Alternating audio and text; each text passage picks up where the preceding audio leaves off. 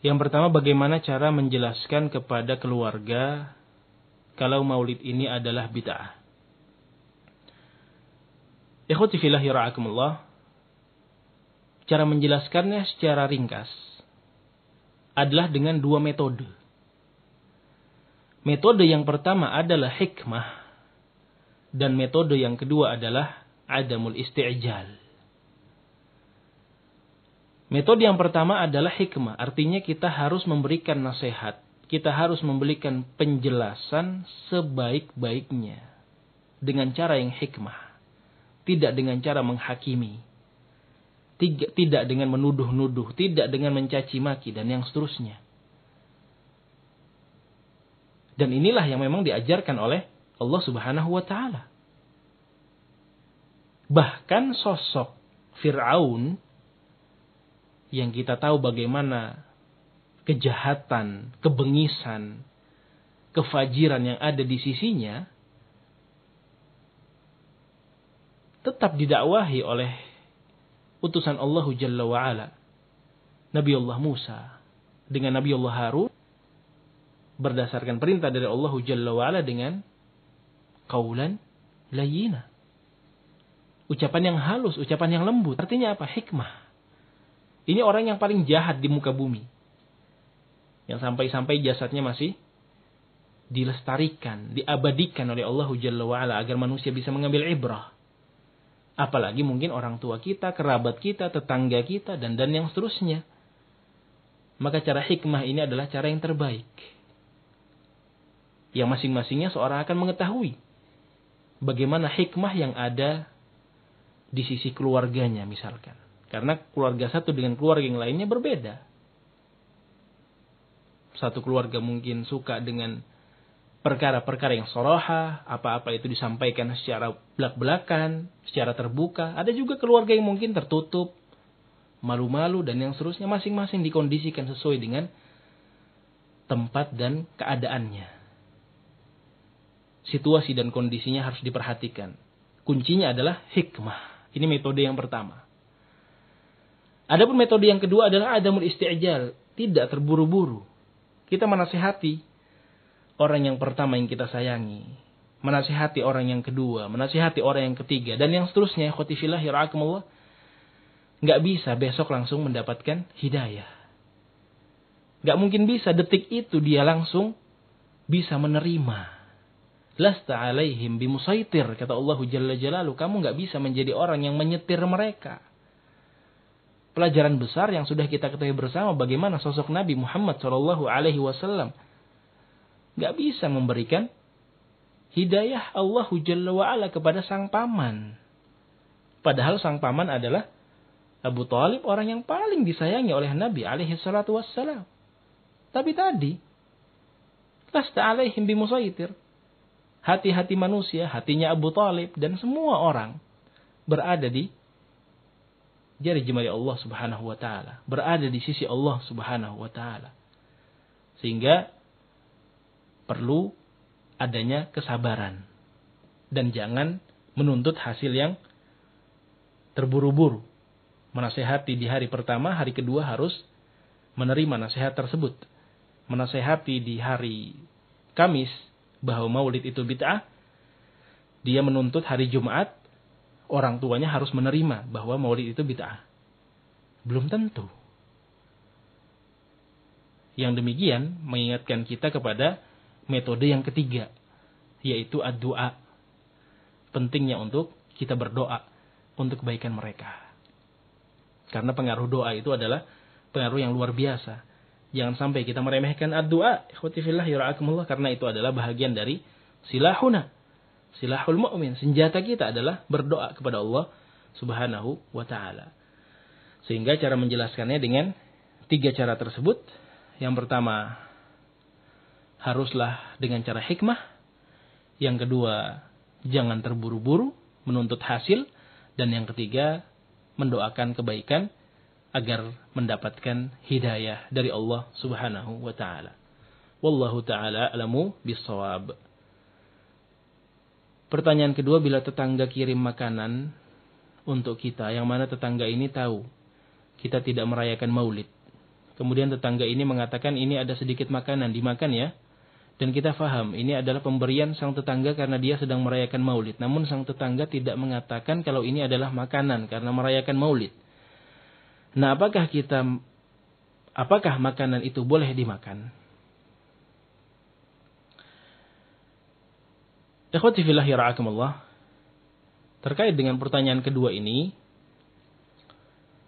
kalau kita memiliki keraguan untuk makan makanan tersebut, makanan yang memang dimasak murni untuk merayakan Maulidin Nabawi, ihtifal bi Maulidin Nabawi, yang mana pihak-pihak tersebut tidaklah memasak masakan besar, tidaklah membuat acara besar kecuali pada saat Maulid misalkan.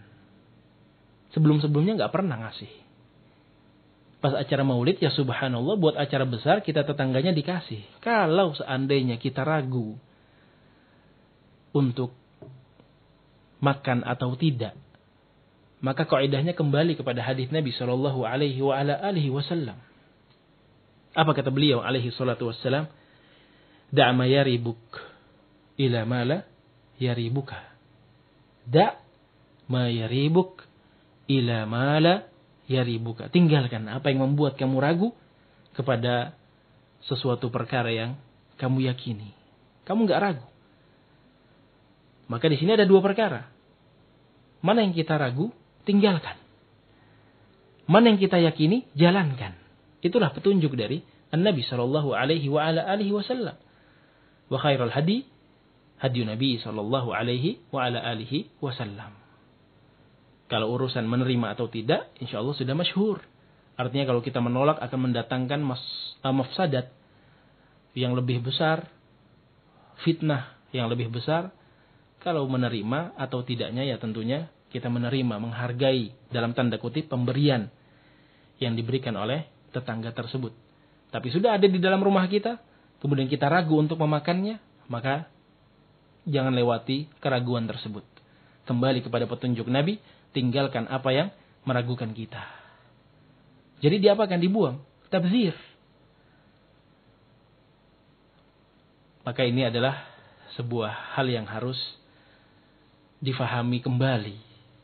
At-tabzir itu memang sebuah hal yang tercela. Tapi yang harus kita ketahui, ketika kita dihadapkan dengan dua mafsadat, maka kita dituntut untuk memilih salah satunya yang paling kecil pengaruh kejelekannya, dampak negatifnya. Daripada kita makan terus kita nggak tenang. Ini ada makanan yang mengalir terkait dengan perayaan Maulid Nabi yang kita yakini, kebid'ahan yang kita yakini, kesesatannya. Nggak tenang. Mungkin orang yang memiliki pikiran-pikiran yang disebut sebagai orang yang overthinking atau yang semisalnya, nggak akan bisa tidur dengan memakan makanan tersebut. Dengan memakan makanan tersebut. Jadi apa yang harus dia lakukan? Ya mungkin kalau dia buang, walaupun dalam tanda kutip tabzir, itu jauh lebih menenangkan dia. Satu mafsadat yang lebih kecil. Toh ketika kita membuang makanan tersebut tidak ada yang mengetahui kecuali kita dan keluarga kita. Kalaupun itu disebut tabzir, maka kita akan meminta permohonan taubat kepada Allah Subhanahu wa taala.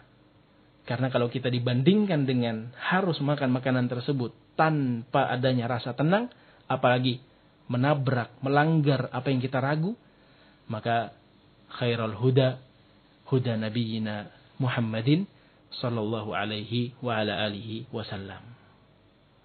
Wallahu taala a'lamu bis-shawab. Semoga bisa difahami. Pertanyaan yang ketiga, setiap bulan Maulid ini kami selalu dimintai uang iuran untuk acara Maulid. Bagaimana cara yang indah dalam menolaknya? Karena di Aceh, NAD, Nangro Aceh, Darussalam, sangat sensitif dengan orang yang tidak mau merayakan Maulid. Ikhwati fillah yara'akumullah.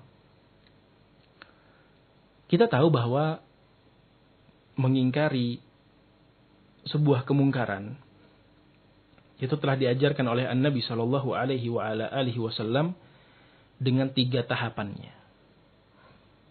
Yang pertama dengan tangan kita, kemampuan yang kita miliki, dan yang semisalnya. Yang kedua dengan lisan kita, kalau kita tidak mampu pada tingkatan yang pertama. Dan yang terakhir adalah dengan hati kita, dengan sanubari kita. Maka terkait dengan iuran tersebut, yang kita sudah tidak mungkin untuk menghindarinya, maka lakukanlah tahapan yang ketiga. Kita memberikan ala kadarnya, kalau memang di situ ada belangko, diberikan pilihan mau menyumbang berapa. Pilihannya sekian, sekian, dan sekian. Pilihlah bahagian yang paling terkecil atau bilangan yang paling terkecil. Sambil kita menanamkan pengingkaran di dalam sanubari kita, di dalam hati kita. Artinya apa? Kita ini sebenarnya nggak ridho ngeluarkan uang sekian ini untuk acara kamu, untuk acara maulid dan yang seterusnya. Tapi itu di dalam hati. Karena kita nggak mampu. Kalaupun kita mengeluarkan di lisan kita akan timbul fitnah. Kalaupun kita lakukan dengan tangan kita, nggak akan mungkin. Karena itu adalah satu hal yang sudah mereka kuasai dalam tanda kutip. Dan kita yang akan terpojok nantinya. Wal'iyadzubillah, mungkin sampai ke tahapan kita bisa dituduh macam-macam dan terusir dari lingkungan sekitar kita. Wal'iyadzubillah, mafsadat, a'zam. Harus diperhatikan dalam masalah ini. Khotifillah ya ra'akumullah. Dampak-dampak negatif yang menjadi buntut di belakangnya. Jadi kita harus benar-benar bersikap sesuai dengan hadyun Nabi sallallahu alaihi wa ala alihi wasallam, petunjuk beliau. Gimana? Ya sudah kita ingkari dengan hati kita, sanubari kita. Kita memberikan uang ala kadarnya. Pilih bilangan yang paling terkecil. Jangan lupa. Sambil kita menanamkan sedalam-dalamnya pengingkaran acara maulid tersebut. Wallahu ta'ala a'lamu bis-shawab. Ini yang bisa ana sampaikan dan yang bisa ana jawab semampu ana. Kurang lebihnya ana mohon dimaafkan. Wa bihadzal qadar kifayah. Wa sallallahu wa sallama wa barak ala nabiyyina Muhammad. Insyaallah taala akan kita lanjutkan pada pertemuan yang akan datang, yakni pekan depan di Kamis malam Jumat. Semoga Allah Subhanahu wa taala senantiasa memberikan kemudahan kepada kita. Nas'alullaha at-taysir. Subhanakallahumma bihamdik, asyhadu an la ilaha illa anta, astaghfiruka wa atubu ilaik. Wassalamualaikum warahmatullahi wabarakatuh.